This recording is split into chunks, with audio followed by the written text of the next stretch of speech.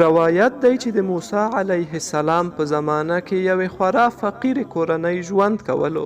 په دې کورنۍ کې یو خاوند او میرمن یې اوسېدل چې خپل ژوند یې په خورا سختیو، فقر، غربت او مشکلاتو کې تیر کړی و، مګر بیا یې هم صبر درلود.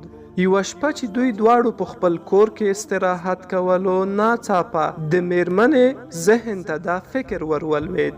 هغې خپل خاوند ته وویل: آیا موسی علیه السلام د خدای جل جلاله پیغمبر نه دی؟ خاوند یې ځواب ورکړ: ولې نه، یقینا چې دی. میرمن یې وویل: ولې موږ د خپل ژوند ټولې ستونزې او مشکلات د موسی علیه السلام سره شریک نه کړو او د هغې څخه ونه غواړو چې زموږ لپاره د پاک الله جل جلاله په دربار کې دعا وکړي ترڅو خدای پاک زموږ ټول مشکلات را حل کړي او موږ د حلال شتمنۍ، رزق او روزۍ څښتنان وګرځوي. خاوند یې وویل: ډېر ښه نظر دی. څنګه چې سهار شو، دوی سمدستي د موسی علیه السلام حضور ته ورغلل او د خپل د ژوند ټول مشکلات یې د هغې مخې ته کېښودل او له هغه څخه یې وغوښتل چې د دوی لپاره د لوی الله جل جلاله په دربار کې دعا وکړي. څه وخت وروسته موسی علیه السلام د لوی الله جل جلاله ملاقات ته ورغی. د یادې کورنۍ ټول حالات یې الله جل جلاله ته بیان کړل. لوی خدای جل جلاله سمیع او حلیم ذات دی او د ټولو مخلوقاتو د ذرې ذرې څخه خبر دی. الله جل جلاله موسی علیه السلام ته وفرمایل چې ورشه او د کورنۍ ته ووایه چې د څو ورځو په تیریدو سره به زه دوی د خورا زیات شتمنۍ څښتنان وګرځوم او د خپل رزق او روزۍ دروازې به د دوی پر مخه پرانیزم. خدا به یوازې د یوه کال لپاره وي او د یوه کال د تیریدو څخه وروسته دوی بیرته خپل پخوانی حالت ته ستنیږي. موسی علیه السلام د الله پاک پیغام د کورنۍ ته ورسولو. د څو ورځو په تیریدو سره کورنۍ شتمنه شوه او د دوی ژوند په مکمل ډول بدل شو. د څه وخت د تیریدو څخه وروسته یو ځل بیا میرمنې خپل خاوند ته وویل چې دغه شتمني او پراختیا د لږ وخت لپاره ده او د یوه کال څخه وروسته به موږ بیا خپل پخوانی حالت ته ستنیږو. نو ولې د خپل شتمنۍ څخه د خدای د مخلوق په خدمت کې کار وانخلو او خلکو ته خیر ونه رسوو؟ خاوند یې موافقه ورسره وکړه. دې سره د دوی خیریه چارې پیل شوې. تر هر څه د مخه دوی د لارې پر سر یوه مسافرخانه جوړه کړه.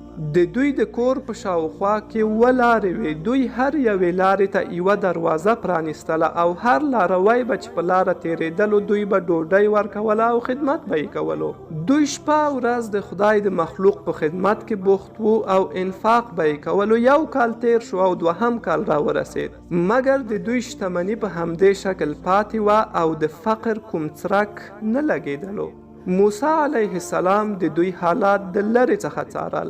یوه ورځ چې موسی علیه السلام د لوی الله جل جلاله ملاقات ته ورغی، د دې کورنۍ په هکله یې د پاک الله جل جلاله څخه پوښتنه وکړه او ویې ویل چې یا الله، تا دوی ته د یوه کال لپاره شتمني ورکړې وه او اوس د هغې وخت تیر شوی، مګر د دوی شتمني او پراختیا په هماغه پخواني شکل پاتې ده. لوی الله جل جلاله په ځواب کې وفرمایل: ما د دوی پر مخ د رزق یوه دروازه خلاصه کړه، مګر دوی زما د بندگانو پر مخ د رزق اووه دروازې خلاصې کړې. زما د بندگانو خدمت کوي او د خپل شتمنۍ څخه زما د مخلوقاتو د خیر په لاره کې کار اخلي. کله چې یو کال پوره شو او د شتمنۍ د اخیستلو میعاد را ورسېدلو، ما د دوی حالات وکتل. ما ته د دوی څخه حیا راغله چې څنګه زه د دوی پر مخ د رزق دغه دروازه بنده کړم، په داسې حال کې چې دوی زما د بندگانو پر مخ د رزق اووه دروازې خلاصې کړي دي. آیا داسې کیدلی شي چې مخلوق د خپل مالک او څښتن په پرتله بخونکی او سخي واوسي؟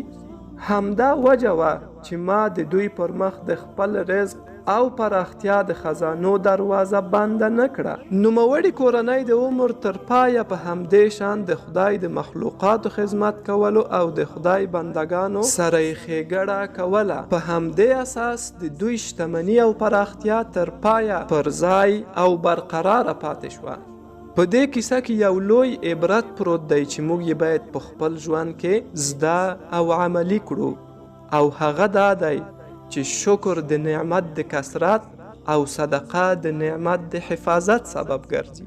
د پاملرنې څخه مو نړۍ مننه.